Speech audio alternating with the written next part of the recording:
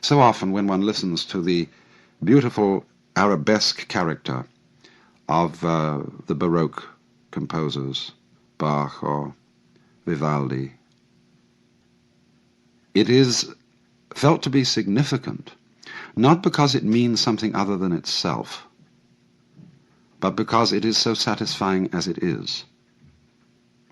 And we use then this word significance. So often, in those moments when our impetuous seeking for fulfillment cools down, and we give ourselves a little space to watch things, as if they were worth watching, ordinary things. And in those moments when our inner turmoil has really quietened, we find significance in things that we wouldn't expect to find significant at all. I mean, this is after all the art of those photographers who have such genius in turning the camera towards such things as peeling paint on an old door, or mud and sand and stones on a dirt road, and showing us there that if we look at it in a certain way, those things are significant.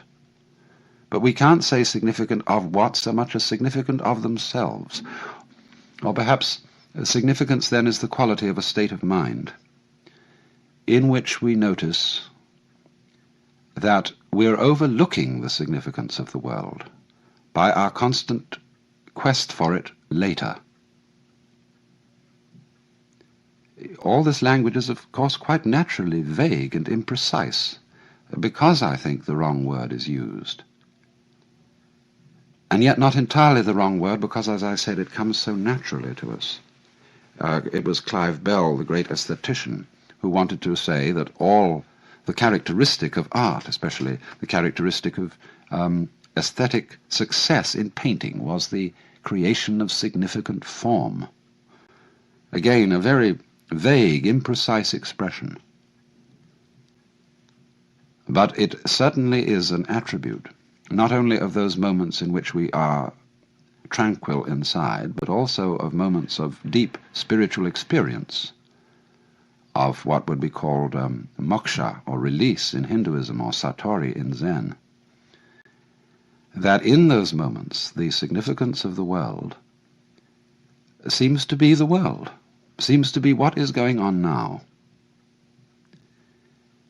And we don't look any further. The scheme of things seems to justify itself at every moment of its unfoldment.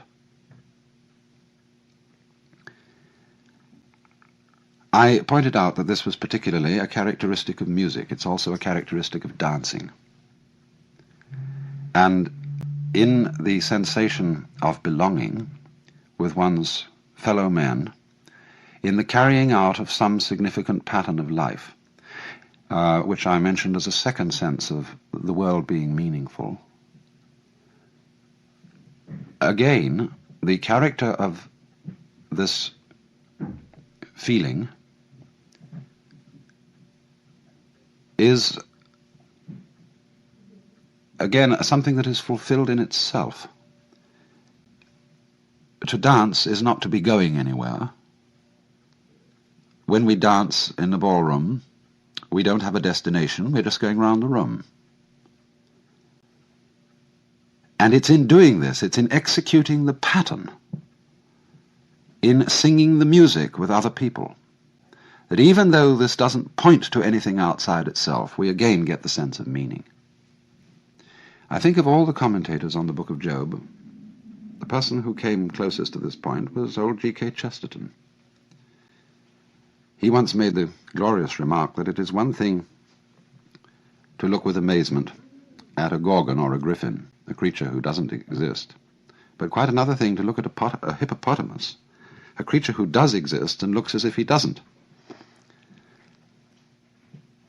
In other words, that all this strange world,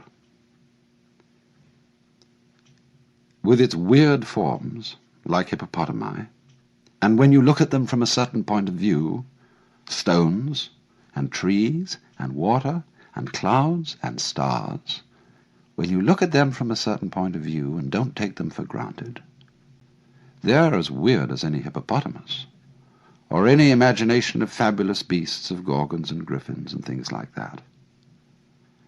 They are just plain improbable.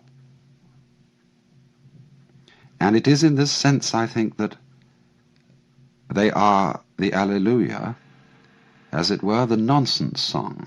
Why do we love nonsense? Why do we love Lewis Carroll with his "'Twas brillig and the slithy toves did gyre and gimble in the wabe, all mimsy were the borogoves and the mumraths outgrabe"?